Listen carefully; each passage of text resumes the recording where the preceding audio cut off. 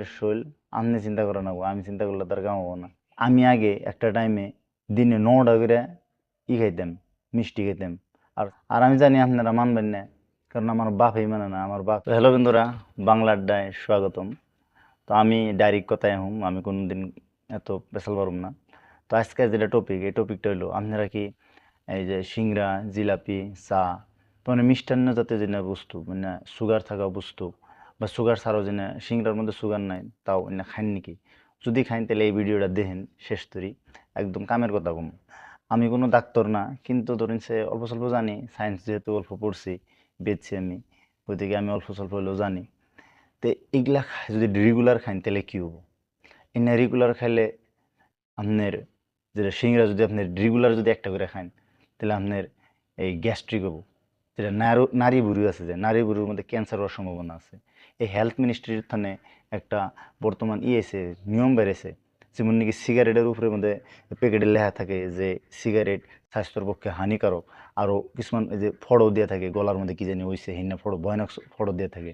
তো যারা বেছে, এই যে সিংড়া জিলাপি না বেছে, তাগো দোকানের মধ্যেও এহেন মানে ওয়ার্নিং সাইনবোর্ড টানিয়ে থাকবো যে সিংড়া জিলাপি ইন্না খাইলে কল ক্ষতি হবো স্বাস্থ্যের জন্য। ক্যান্সার হয়ে হারে, পেটের ভিতরে মানে নারী বুড়োতে ক্যান্সার হয়ে হারে, ডায়াবেটিস হয়ে হারে, নানান ধরনের ক্ষতি হবো। তো দেখুন, আমরা ভাবি কি যে সিংড়া জিলাপি খাম একদম মজা, মানে মানে লাক্সারি একটা চিহ্ন বলে মানে ভাবি আমরা নিজের টেহা খা মানে আছে পুরা স্টিং খামু, ঠান্ডা খামু। আপনারা কি জানেন, একদিন যদি আপনি সপ্তাহে একদিন যদি খান মানে ঠান্ডা খান, এন্টা ফ্যান্টা যা আছে আমি খাই না এমনি, ওই 15 দিনের চেনি আপনার শরীরে জমা হয়ে থাকে। আর চেনি একটা হলো সুইট পয়জন, আপনার বিষ যেটা আছে, বিষটা তিতা লাগে, কিন্তু চেনি তিতা লাগে না, চেনি মিঠা লাগে, কিন্তু ওটা বিষের থেকেও মারাত্মক। আমি আগে একটা টাইমে দিনে 9টা করে খাইতাম, মিষ্টি খাইতাম, আর চার তো হিসাবই নাই।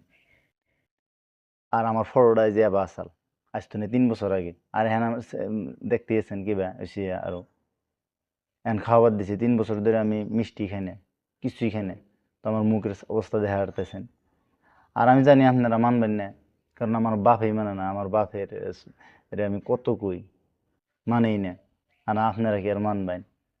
তাও আমার কথা মানে আপনাকে অবগত করুয়া, তাই কইলাম।